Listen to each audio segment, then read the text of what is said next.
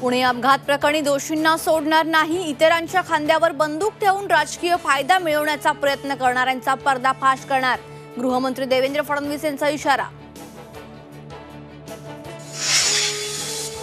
Narco टेस्टवरून Anjali Damania आणि Ajit पवारांमध्ये जुंपली. Narco टेस्टसाठी अजित पवार तयार, दादांनी स्वीकारलं चॅलेंज, तर आरोप सिद्ध न झाल्यास घरी बसायला तयार, दमानियांचं प्रतिआव्हान.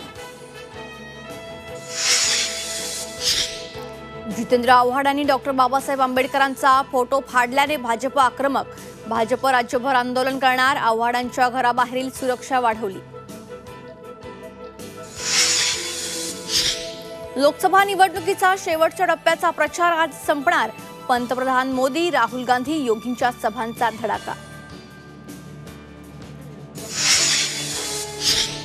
हिंजवडी आयटी पार्कमधून तब्बल 37 कंपन्यांचं महाराष्ट्राबाहेर स्थलांतर, ट्रॅफिक जॅमच्या त्रासाला कंटाळून आयटी कंपन्या महाराष्ट्राबाहेर.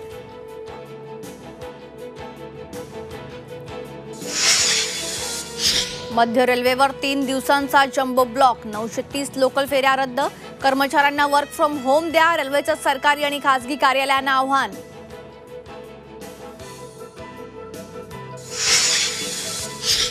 विदर्भात उन्हाचा तडाखा, ब्रह्मपुरीत 46.7 अंश सेल्सिअस तापमानाची नोंद, नागपूर, वर्धा, भंडाऱ्यात पारा 45 वर.